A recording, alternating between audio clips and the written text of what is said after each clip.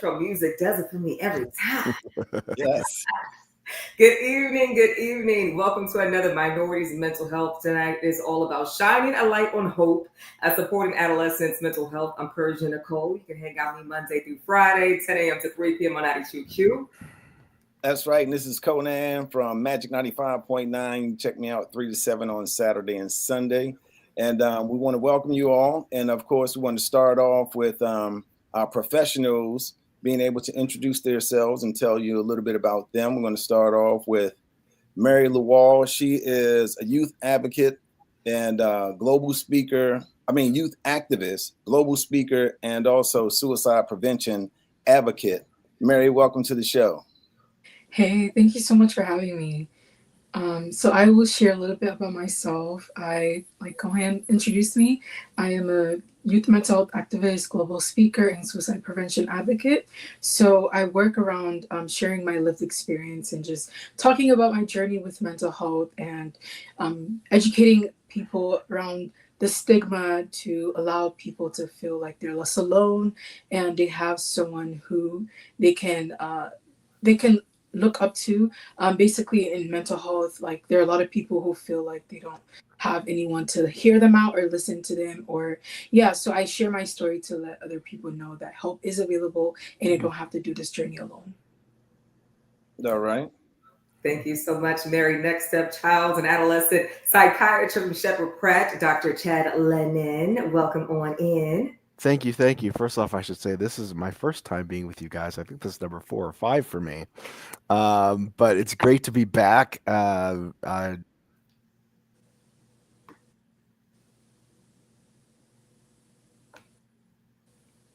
think for a moment we lost Chad. Can you hear us, Chad? Oh, look, he's got the technology. He has it all hooked up. That's what it is. When we rely on technology, it always does it every time. When we get the fancy headphones and things. And one of the things I think we'll touch on while Chad comes back is some of the things that are going on because school has started back up and, with bullying and people going through a lot of stress and stuff. We're going to talk about the suicide prevention and stuff like that. Chad, are you okay now? Can you hear me now? Yes. Yay. Commercial. Simple things, simple issues, simple solutions. So like I said, I'm working at the Baltimore, Washington campus, which is in Elkridge. I've been there for quite a few years now and have worked with other campuses. It's been a great pleasure working at Sheppard Pratt. So I'm glad we were able to make this connection once again. Absolutely. All right. And Cole, before we go into the questions, as you're watching, wherever it is on YouTube, Facebook, chime in, get the questions in so we can make sure we get our experts to answer them throughout the night with your kids, with yourself, with your neighbors, whoever you're joining us with.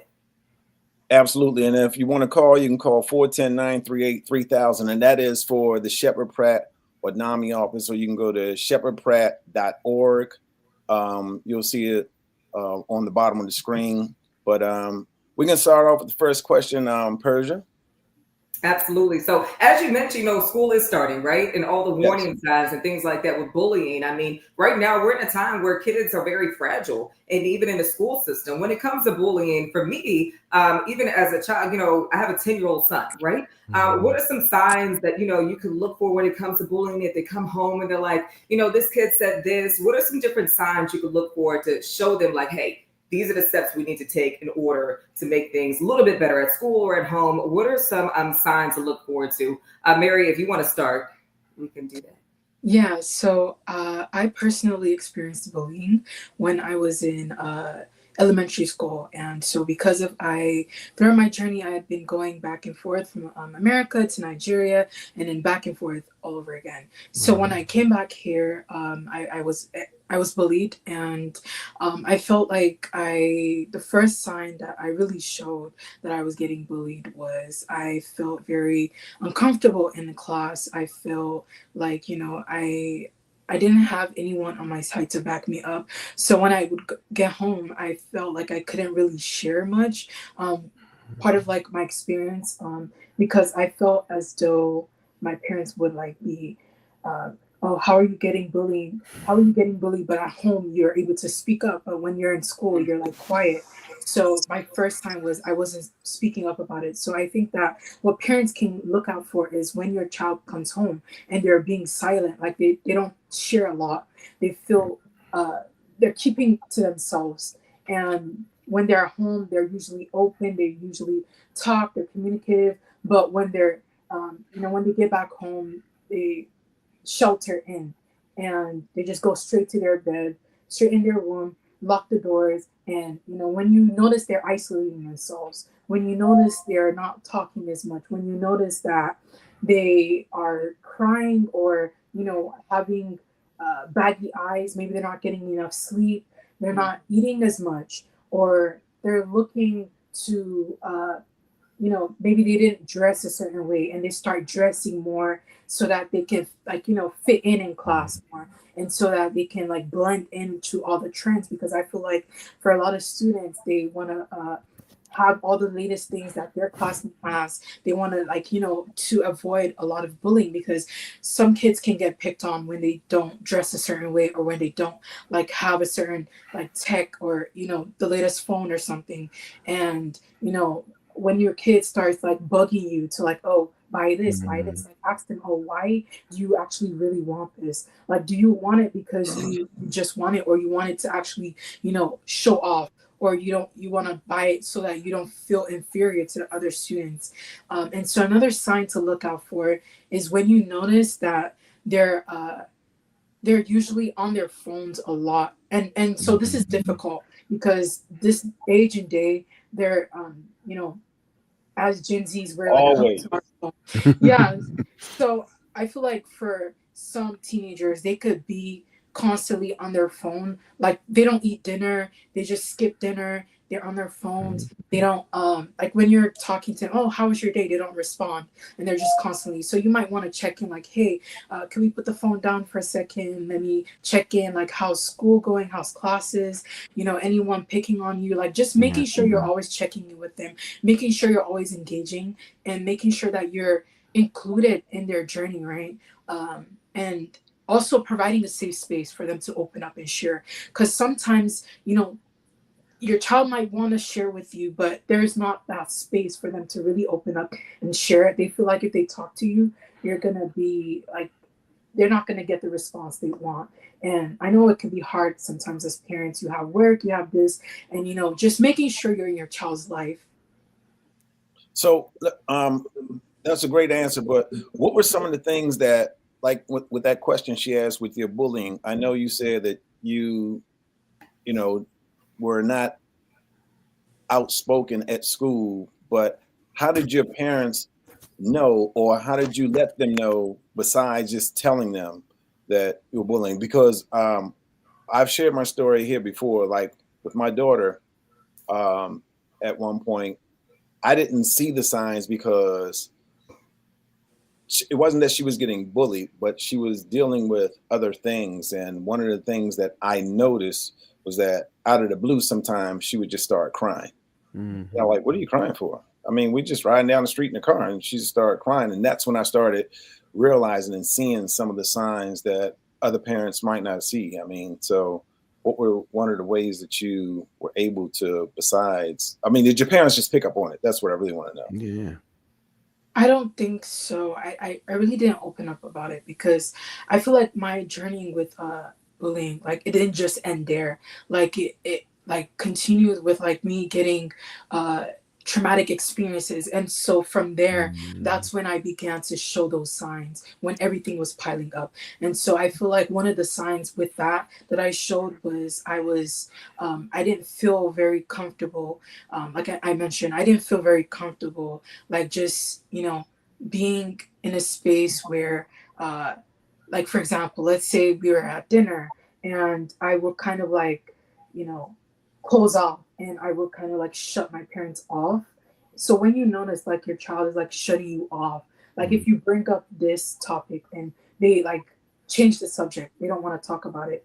And so, that's a sign okay, if they don't want to talk about this, maybe it's something that, you have to check in, because sometimes when dealing with depression or dealing with any mental health struggles, um, it might be difficult to just, say, okay, this is what I'm struggling with.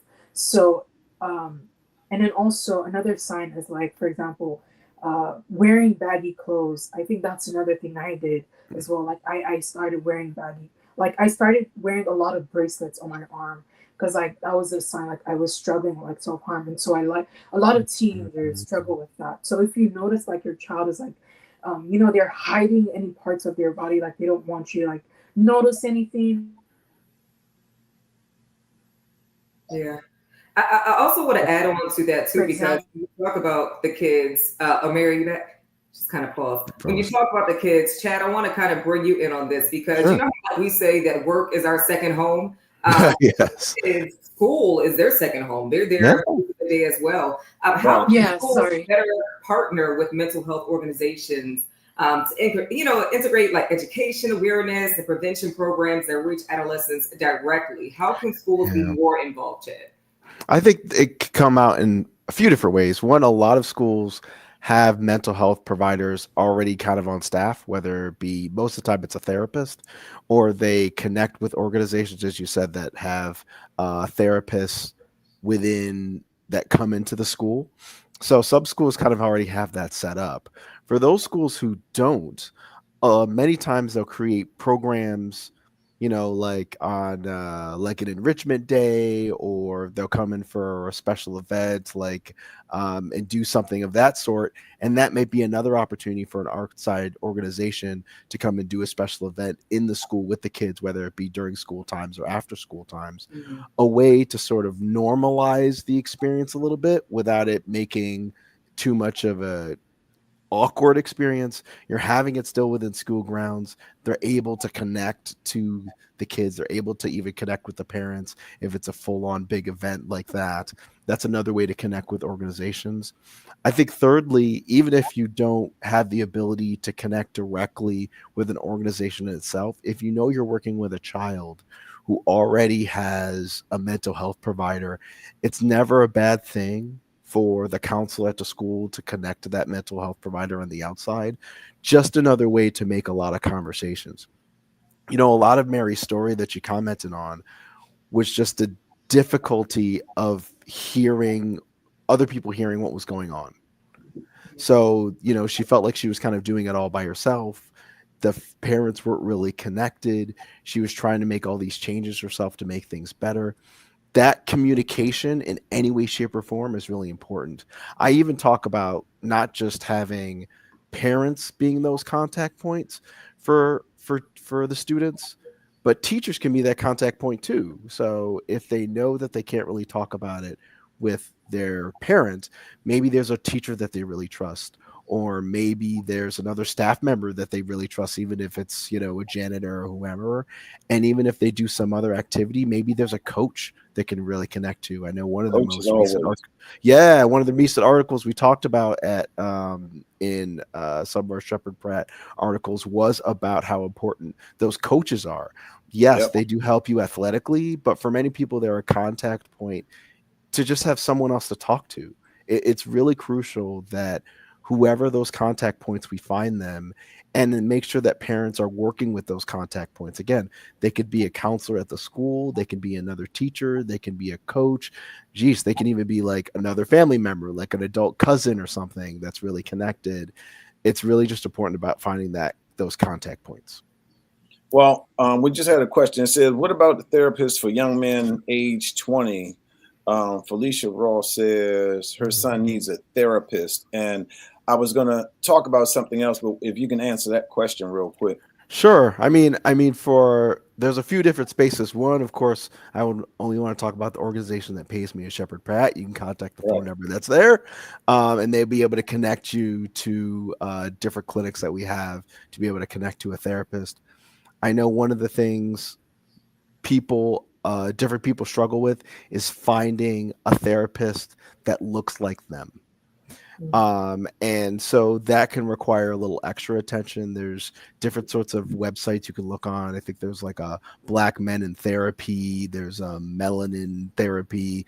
There's different sorts of websites that are specifically geared towards finding therapists that are also of color.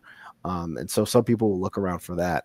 The most important thing, though, is, as I commented earlier, is just finding that contact point. So, I'm just putting this out there as an example. If a Black man is looking for a therapist to talk to, and a Black woman is someone that they can talk to, great. If it's a Jewish man that they can talk to and they feel like that could be open with that person, great. It's really about trying to find that connection that they can talk to. Of course, it's always, when they're an adult, it's confidential, but that therapist can make sure that you're involved up front by saying, hey, is this another person? Can we talk to the mother? Can we talk to the father? And trying to make sure that there's certain points that you can be connected. Okay, and they can also go to sheppardpratt.org. And Persia brought up a good point, with school and this bullying going on. Now, one of the things that I've seen recently, that there's a lot of young people that, because of bullying, and that with these cell phones now, it's online forever. And it's been a lot of people, that couldn't stand it, and suicide is up. So what examples have you seen where communities, schools, nonprofits, health systems, and good faith organizations can come together to effectively prevent youth suicide? Because with them going through this cell phone era where everybody is videotaping, putting stuff up, sending it, it's always there, it's forever, it's immediate and quick. Yeah, it's very, very scary. And with the amount of issues around social media now, we have studies that show there's increased risk of suicide, obviously, but increased risk of all sorts of things, bullying, eating disorders, all because of social media. So it's important for parents and people like myself to be pretty savvy about how to manage social media. Definitely, there's a lot of there are organizations that are specifically geared towards helping people understand social media. Places like NAMI can be a good benefit of just, again, someone to connect to that has an understanding of mental health. I think the biggest thing that's going to be helpful, besides just talking about it, is to make sure that there's a very clear guideline on social use. A few years ago, they came out with, both through the ACAP, which is the Psychiatric Organization for Adolescents, and the Pediatric Association for Adolescents, about the importance of really having specific amounts of time for kids to be on social media. And part of that is for these reasons, because too much social media has a lot of negative consequences. So be mindful of trying to keep things at a certain amount of time depending on their age, and create that structure within the house. And this may be annoying to everybody, but everybody's got to have that structure. Like, you can't have the kids saying, oh, you only have an hour or two for me, and then you're on it all day long. That's not fair. Everyone has to be some level of agreement about handling the social media.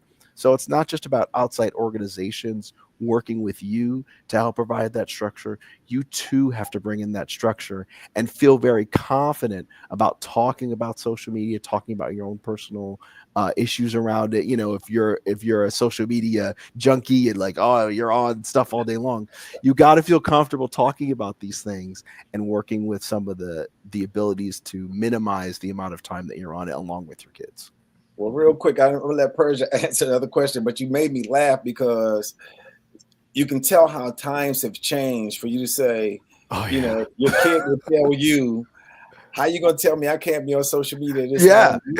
And you're on it all day long. What's up with that? Yeah. Totally. My dad would have said, okay, come in here. Let me show you. Right. Let me show you what social media is with my backhand. Yeah. And or no kid going to tell me what to do in my house. Times have changed, though. So adjustment. Yeah, listen, and the biggest adjustment is about working together. We all want to try to have that authoritative figure, and I think that's really important. But especially when they get adolescent age, we've realized it's got to be collaborative. It's got to be working between together. 15 to 18. When you 15, 16, 17, going into 18, that's when they start really giving it to you. Yeah, but you can No, prepare my for son's that. 10. Okay. Right. My Wait son's for 10. it. Wait No, for hold it. up. With Burgess' son, that's what she said. She had a 10-year-old. He started at 7. Yes. Oh no. Congratulations, early start. So But you know, you want to start the process of preparing to have, even at, I have a young 5-year-old here, and we've started to try to have as much open conversations we can with her, as much as she can. You want to Right. continue to work on the collaboration from the youngest you can, so that you're having conversations, and then as time goes on, you're going to be able to have those conversations with your children about some of the struggles that Mary was talking about. They'll be Right. able to come to you openly with whatever's going on, because they're used to having that open dialogue. The times have truly changed. Being an authoritative figure just doesn't work anymore. We have to be more collaborative. I First, you'll agree be 100%. authoritative, and then she'll Listen. be sad later. Okay. And then I know. It's my mom's fault. Okay. She did it to me. She passed it on. But listen, Mary, welcome back to the broadcast. Yes. Look, Chad showed, actually gave us a lot of resources. I want to chime you in and get you on the resources as well. Of course, shout out to our amazing sponsors, NAMI Maryland and Sheppard Pratt. I will speak on behalf of NAMI Maryland. There's so many phenomenal programs like NAMI Ending the Silence. Now, of course, we have the 988 Suicide and Crisis Lifeline. We have Creativity Connects right now, which is really connecting like creative when it comes to music and artistry with mental health. So that's really also bringing in the kids as well and the youth, because, kids love music, right? So let's connect music and that art with mental health. There's so many different phenomenal resources. You can go to NAMI.org for everything right now, or at NAMI Maryland. But Mary, for you, what are some resources that you can share that can help our youth, our adolescents, and also help out the parents too? Because, from 10 That's to right. 15 to 16, we're going through it. Yeah, and even some maybe you wish you had. Okay. Yeah, so I feel like going back to NAMI, I think, because I'm actually a president of NAMI on campus, so that's an amazing resource for the youth and young adult. And so I think that based off of the school they go to, there you can inquire if they have like a NAMI on campus club, and so your child can get involved into that club, where it's like, okay, if they don't feel comfortable speaking to an adult, they can speak to another peer, and they can gain that support and gain that education, and just having somewhere like a safe space where they can really share and open up and talk about these struggles. And I think that one other thing that has been very helpful for me in my journey is just, um, having a support system. And so, having a support system could be a list of people that, when your child is in a crisis, who can they go to? So in my journey of struggling with mental health, I had a crisis plan. And so on that crisis plan, you can write, okay, what are different resources that they can locate in that time of crisis? So I know very common resource is 98. And then so also the crisis text line, and then also having their, if they're in any treatment program, for example, if they're seeing a therapist, if they're seeing a psychiatrist, you want to have that on the crisis plan as well. And then also like maybe one of their closest friends, like someone who they're comfortable sharing and talking to when they don't feel like talking to a parent. And then also I speak very openly about like emphasizing parents creating that safe space for their children to be able to really come to them in that crisis point. And I feel like stigma is another issue with like parents in some communities not really understanding mental health. So when their child comes to them and they're just like, oh, what do you know about depression? Like, where is this coming from? And so they have a difficult time really understanding where the child is coming from. And so that child feels hesitant going back to their parent because they know their parent's not going to understand it. They know their parent's not going to get it. And so they withdraw. Instead of going to their parent, they tend to turn to other things. And sometimes that could be unhealthy. So I feel like having healthy coping skills is another thing to incorporate into your child's program, or even just like, opening up and letting them have hobbies. I think that's one thing I really struggle with growing up, having hobbies. Because, like, I said, traveling back and forth, It wasn't really, I couldn't really have as much hobbies that I really wanted to do. It was mostly like focus on your education. And so allowing your children to enjoy hobbies, allowing them to have an outlet when they feel, pressured, or when they feel, stressed, they can have a hobby where they can channel that stress into. And so sometimes it's not just about go read a book or, where's your homework, but it can be like, okay, what is one thing that if my child is struggling, that will make them feel better or will help them in that moment? Yeah, absolutely. Chad, do you want to chime in on also how to break down those barriers and break the stigmas? Yeah. That was great. I mean, just from another perspective as Was. well. Yeah, no, I appreciate all of that, Mary. I think it's really important that everyone really, again, about the communication and to give all the kids different options of things to do and different options of who to connect to. Yeah. Um, in terms of the breaking the stigma, one of the things that I think is really helpful is this broadcast right here. Like we're having these conversations about mental health, and I think again, the more people talk about it, the more the stigma goes down. There's definitely a lot of the stigma in communities of color because on both ends, one on the end of the communities themselves and the people in the communities, they aren't always fully aware of what mental health looks like. And there's also a risk of if someone finds out that, for example, my child has X mental illness, what does that mean for my family? What does that mean for the child? How are they going to progress if everyone knows they have this problem? Sometimes what can happen is people could see a mental health issue as a behavioral problem without fully understanding the mental health issue. So in the case of depression, like why isn't my kid going outside? They're always in the room all the time. We just need to push them outside to get them to do more. When it's not about just getting them in sunshine, it's they have a clear clinical depression that needs to be treated better. On the other side, though, we all know there's been a long history in terms of people using medical and mental health problems to the negative effects of other people. So Right. whether that means everyone knows about Tuskegee, but more recently there's been a lot of conversation about minority mental health as maternal health, excuse me, as women have had to deal with some of the negative stigma that comes when they come about pain. Like, that's that they don't understand their pain like I do, says the doctor. And so that sort of stigma comes from both ends. It comes both from the community and from the people that are supposed to be treating the providers, helping them with their mental health issues or medical issues. It's really about, honestly, I'll say it over and over again, it's about continuing that conversation. And me as a provider, even earlier today, I had to have an hour and a half long conversation with a family who was really concerned about their mental health crisis of their daughter because they just didn't understand what they were seeing from their daughter and thought it was just something that they can bring them home and just love them and that'll help them, when in actuality they needed some really higher level of care and treatment. So a lot of it is just really being comfortable with having that conversation.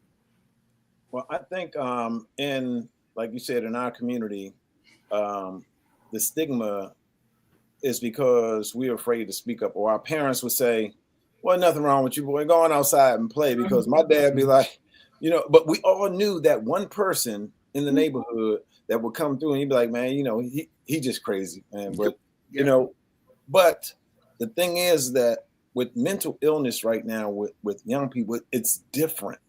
It's different than it was years ago. But the thing is, our parents grew up not speaking about it because of the stigma. Right. So now that we're breaking that with young people, I think that the programs that we have, Sheppard Pratt and NAMI, have been able to do a lot better with people coming out and speaking. But how can we do more with these organizations with breaking into the schools? Because right now in school, things are getting out of control with some of these kids with mental issues, jumping on teachers and doing other things that they need more help with. Yeah, it's very, very scary. And let me push back to your statement a little bit. I don't think it's necessarily that the mental health is different.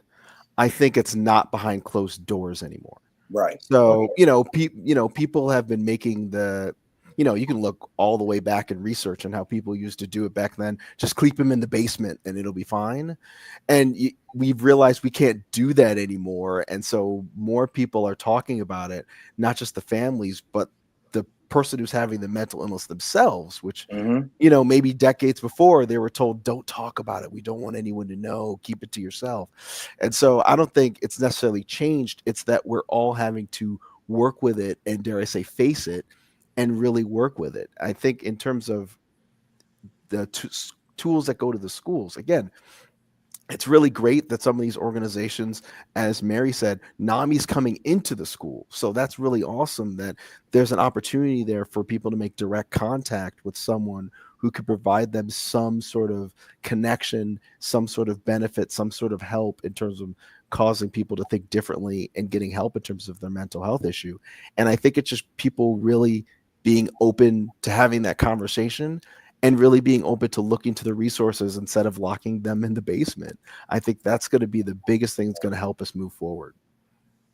Yeah, absolutely. I see this post today and I wanted to mention it because also I wanted you to add in on like this list. And it says 5 mental health reminders for college students. So of course, like freshmen and the students is going in, it says 1, ask for help. 2, let good enough be enough, because if you get that B and you really wanted that A, it ain't good enough. Look good enough, be enough. Rest matters. Okay, that's big. Homesickness is normal. That was me. I was super homesick. I barely even wanted to go, but it's normal to be homesick. And then the last one, you deserve joy. What do you want to add to this list? Because when I seen this, I was like, I know this is for college students, but let me take some of these notes and put it for myself too, because I'm not mad at it. What are some things that you would add to this list for college students? Just for those that are listening right now, like, okay, I need some tips on how do I get through this? Or is it okay for me to feel the way I am right now? Yeah, I'd love to hear Mary's point of view first. Yes. Being on campus, definitely.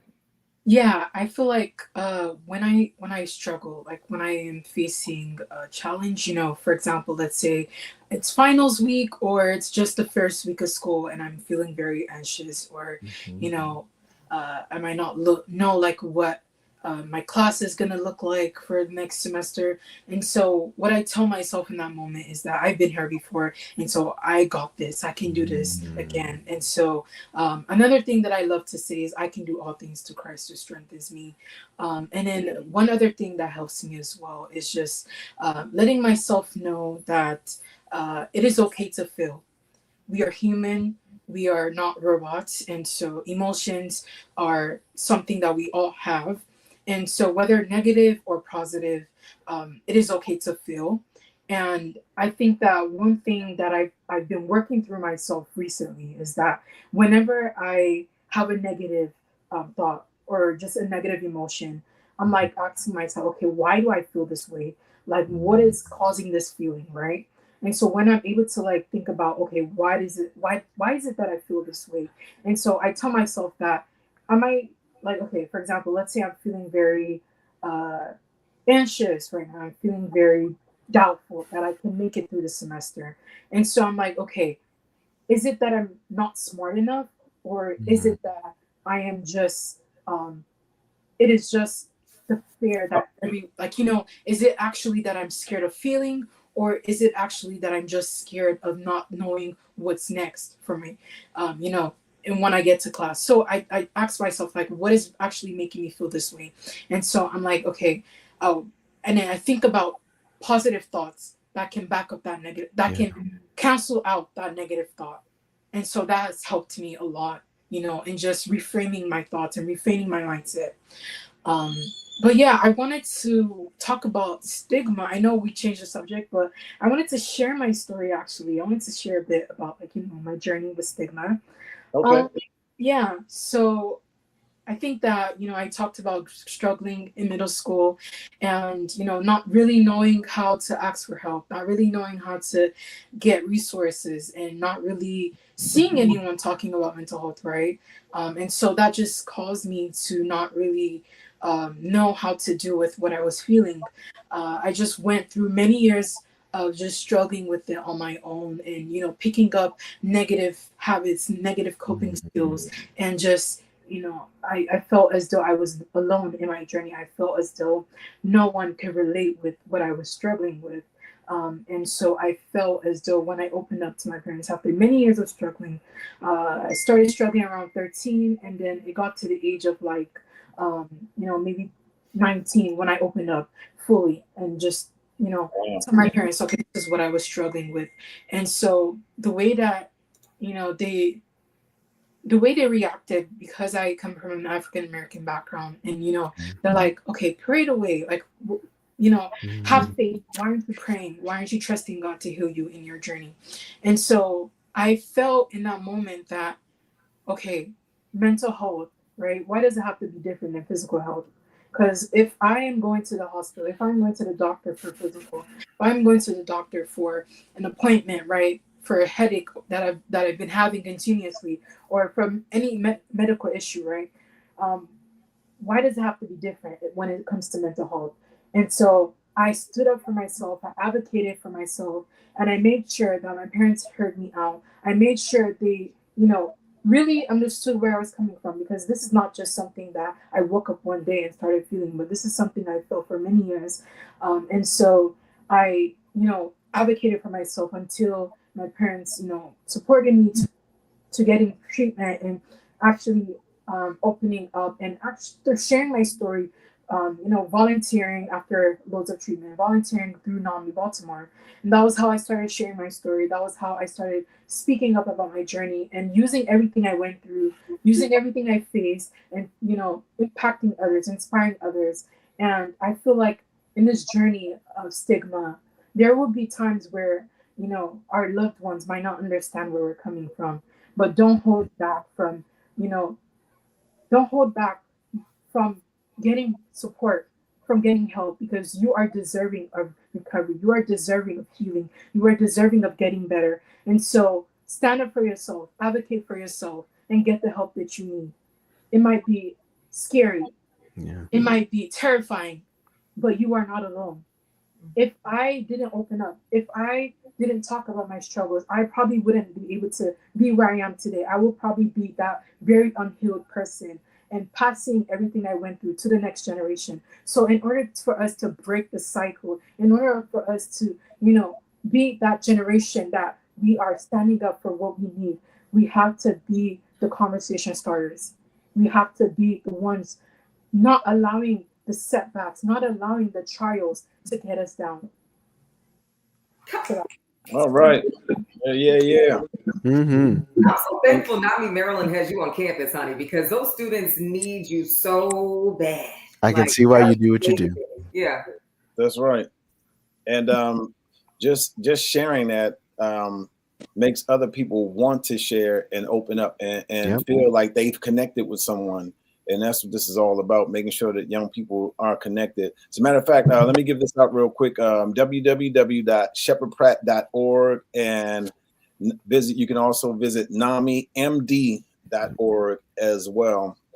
I want to add the purges list, because one of the things that is several things I talk about when I'm on the air, and that is that you have to love yourself. Can't nobody love you better than you love yourself.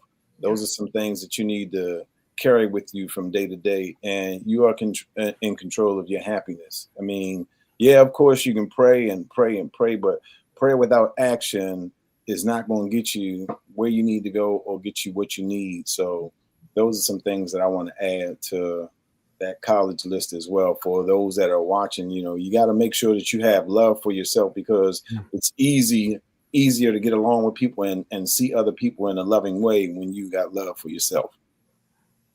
Absolutely. Come on, Liz. We come together. Hopefully you're taking notes right now as you're tuning in, because not only is this for like your children in your home, but also let's think about your neighbors' kids. So think about your coworkers' kids. When your coworkers come in and they're so stressed, it's because maybe their children are stressed. So we're helping out our whole community, our culture, our city and beyond right now.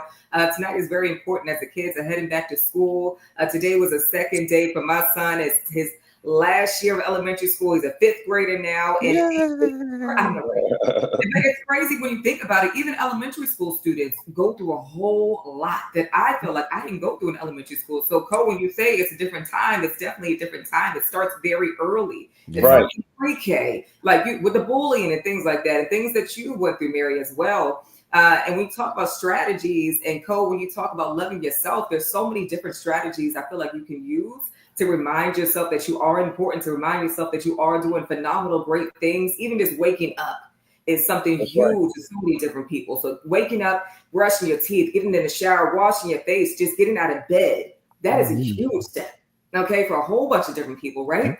That's So right. what strategies have you found most effective in supporting adolescents and mental health? When you see these steps, you're like, you know what? These are the ones I feel like really, really work. What are some steps that you say you've seen that has been most effective?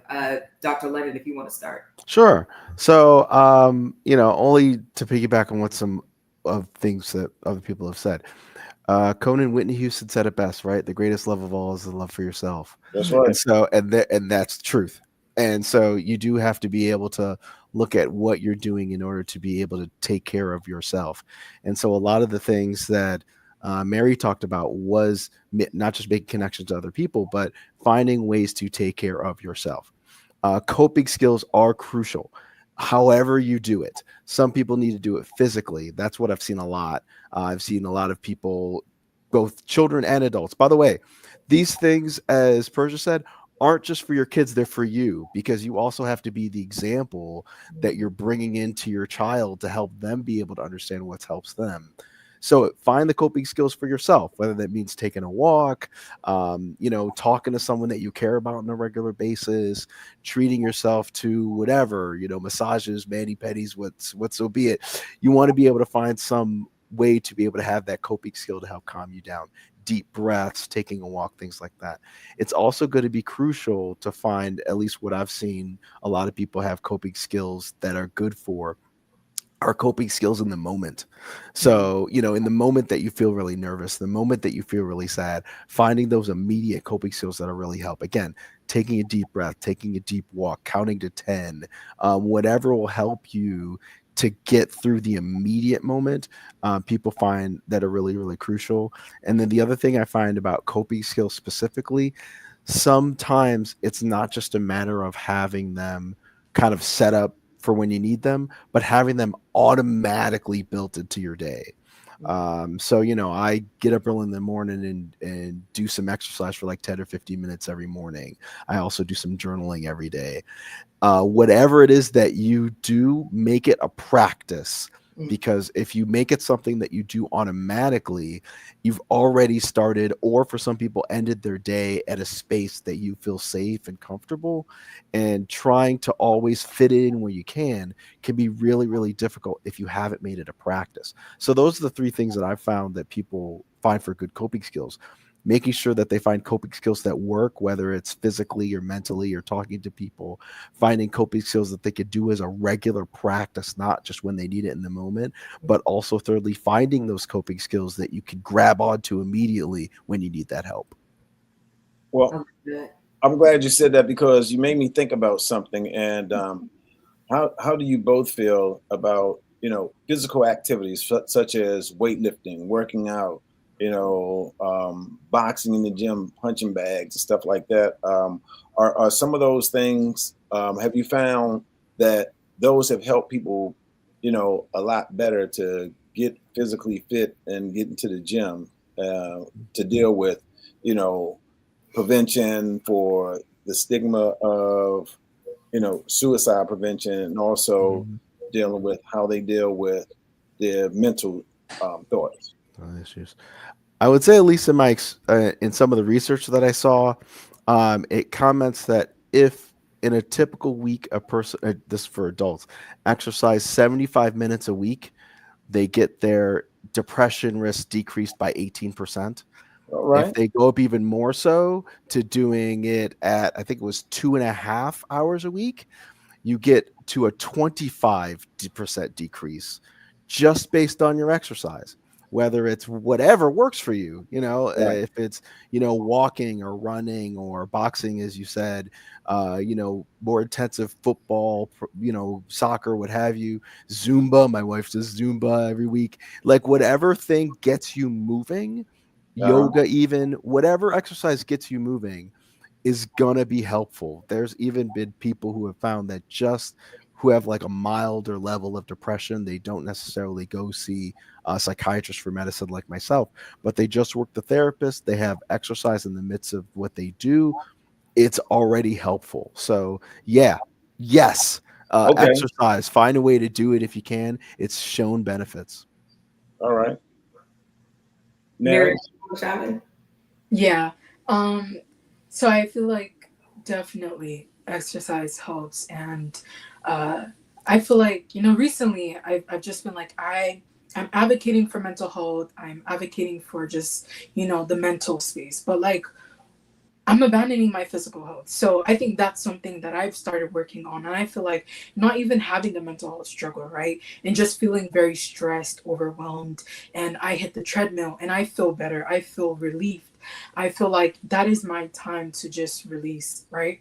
And so um, I wanted to talk about when I was struggling, right? And so not even just exercise, but getting out in a different environment, getting out in a different scenario is like very helpful because it helps you to remove yourself from that tense environment, that stressor. So taking yourself out of the stressor and bringing yourself into a different space that helps you to calm your head, that helps you to relieve yourself, so the word is alleviate some of the stress around you. And I feel like that helps so much. That is something that when I'm in a crisis moment and I'm not able to like access the crisis hotline or something. When I used to Yeah. struggle, I would tell my mom like, okay, let's go for a drive. And that will be when I come home, I feel so much better. And another thing I wanted to talk about is, how I spoke about prayer earlier. And I feel like even incorporating your faith into your treatment plan Yeah. helps a lot of people, right? So we're not eradicating one or the other. Like, for example, we're not taking away because you want to seek mental health intervention. We don't have to abandon our faith, or we don't have to, abandon mental health treatment in order to pursue our faith, because that's the stigma, right? And so for me, I was able to integrate both, and that was a way that has really helped me, right? And Hmm. so I think that speaking up and advocating, doing what I do has helped just the conversation around mental health in my family as well. Because when I spoke about the stigma and, the labels that my parents would use, and when they would see me speaking, like when they would see me doing, speaking engagements, and they were able to hear other people's experiences. And so they're able to realize that, okay, this is not just something that my daughter was going through, but this is something that other youths as well are struggling with.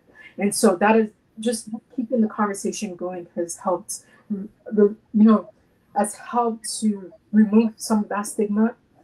So, like Dr. Lennon said, conversation around mental health really helps to lessen that stigma and really helps to allow people to come together and join forces and just allow others to know that there is hope available, that this that I'm going through, it doesn't have to end here, Right. right? There is a possibility of recovery when you struggle with mental health. Recovery is possible. And I think I'm a living proof of that. Just being here right now, Yeah. being on this call, being able to share my story, coming from where I am, coming from where I was, I feel like just is a testimony of how, you know, mental health recovery is possible. And it's not a dead sentence. It doesn't have to end there. There is still more to your journey. There is still more to your story. And so keep going, keep pushing, keep advocating, keep speaking up. And yeah, I feel like there are so many people that will be willing to hear you out. There's so many people that will be willing to see the light in you within. And so um, don't allow what you're struggling with to change your heart. Don't allow it to change, don't let it take the spark in you. I know that, going through these struggles can be draining, it could be tiring, it could be you want to give up right now. But in the journey ahead, there will be so many people that you encounter that will be inspired hearing your journey, that will be inspired hearing how you overcame, how you got through it, how you're able to speak up now and be that light for other people. Listen, y'all ain't know y'all was gonna get a word tonight, honey. You didn't know you was gonna get a word tonight, okay? Right.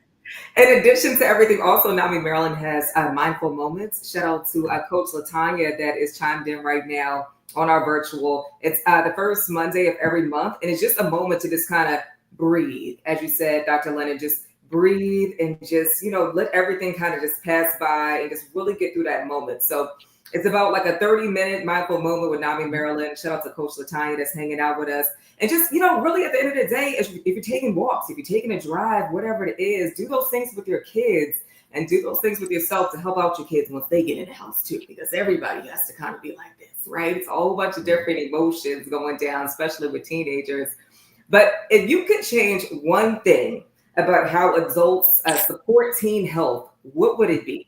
Because I know as a parent, like, if you say things like, well, what are you crying for? Instead of, maybe it's a different approach that us as adults can have. What would be one thing that you would change about us adults approaching teens?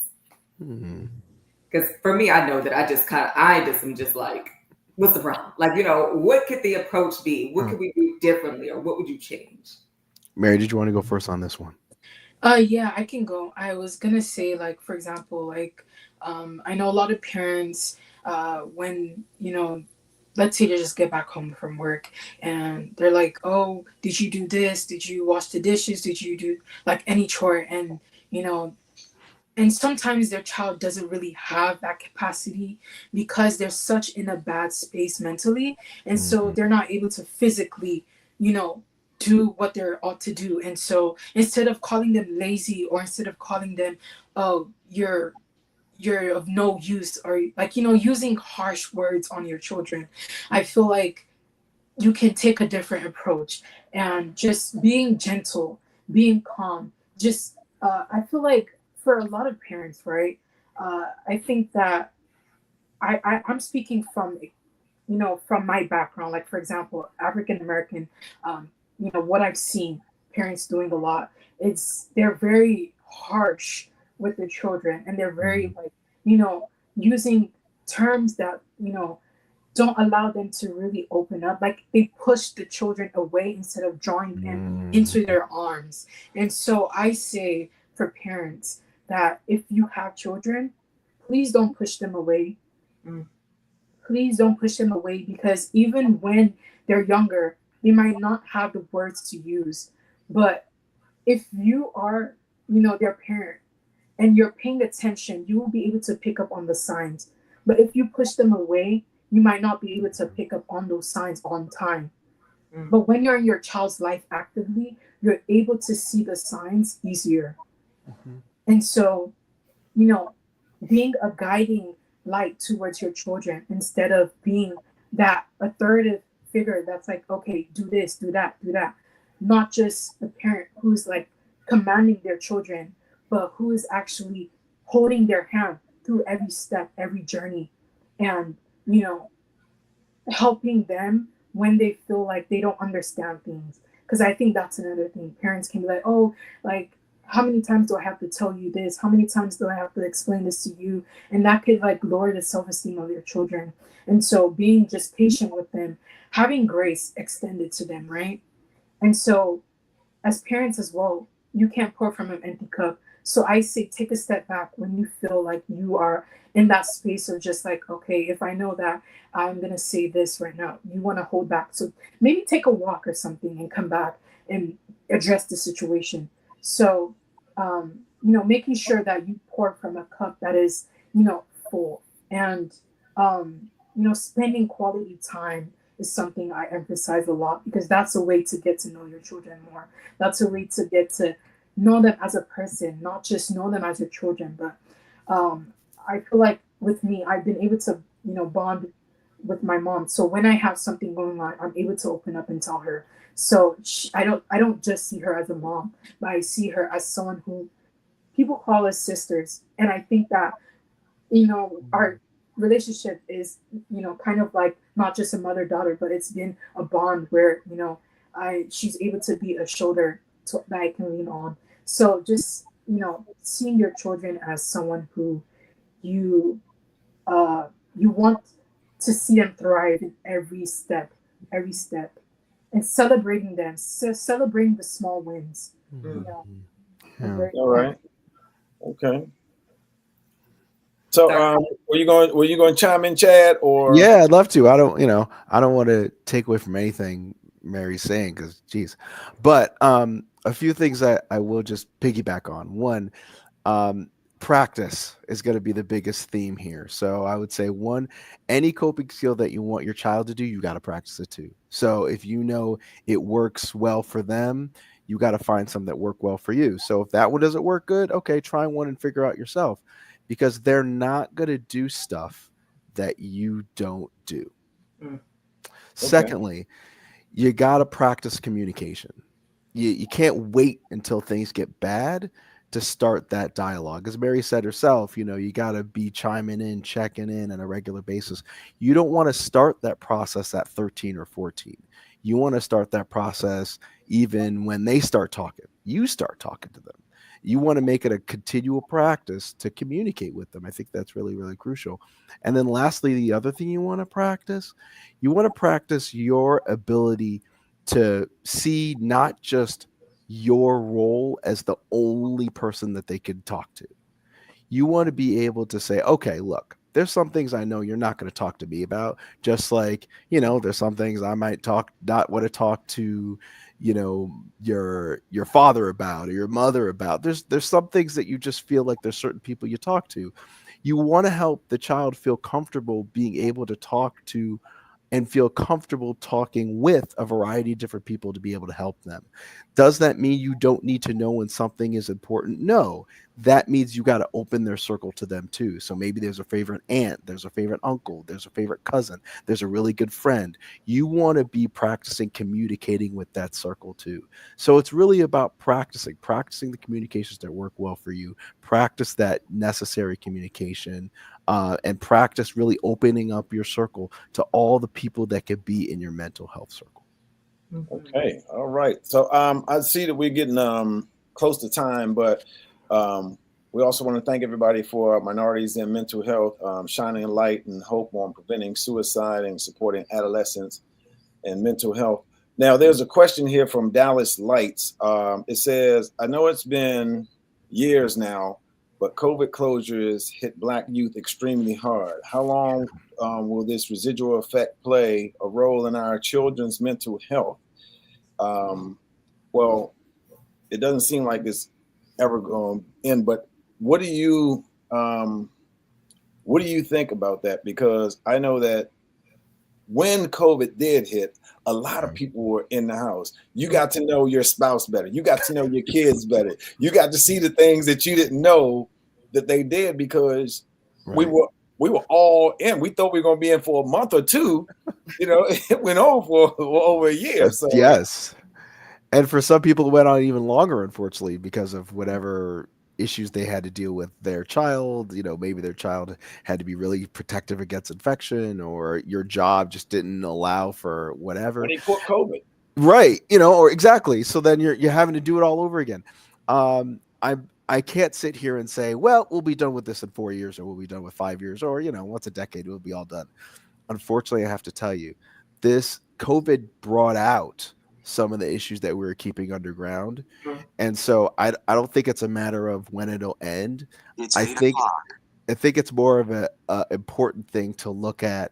Okay, I've learned some new things about my child or myself. How am I going to change myself in this new world? Yeah. And I think that's going to be the important thing to think of, because things have changed and we have to adapt and change with them. So I would start thinking about what I can change, not when it'll end. Because the more you're able to adapt to this, the more you're able to adapt to understanding your child, the more you're able to adapt to understanding yourself, the better you'll be able to adapt to this real new world. And adapt. also, that's the word of the night. Let's just go ahead and use adapt. Adapt, but for some of you compromising in the household with the that was learned too. Well, hey, look, there, you learn the good stuff and the bad stuff. Right. Really quick, do you want to give last minute resources where people can get more information, where people can find you on campus and things like that? Mary, do you want to go first before we wrap up? Sure. So for my club, NAMI on Campus, you can find us at NAMIoncampus.pgcc. So that's our Instagram account. And so for my personal email, I don't know if it's fine if I give my email, but my email is Lawal, my last name, Mary, first name, 66@gmail.com. So that's where you can find me. All right, Chad. I can only go to the thing scrolling below you here. Sheppard Pratt, the place that pays me. I think it's really going to be important if you have any sort of needs that you feel like Sheppard Pratt could provide, not only myself, but loads of other providers, therapists, and psychiatrists that can help you. That would be the best place to go. sheppardpratt.org or the phone number 410-938-3000. Okay, and I want to wrap up, and I'll let you wrap up as well, Persia. Because I just want to say real quick, I always say on my show, be kind to the people you meet because you never know what they're going through. They don't look like what they're going through. You could be the person to make them smile or the person to set them off. So, just love yourself and be kind to people. We want to thank everybody that has tuned in and took time out of their day to be a part of this event. And you can find me on Magic 95.9 at 3 to 7 on Saturday and Sunday, and also follow me at I am Conan 11.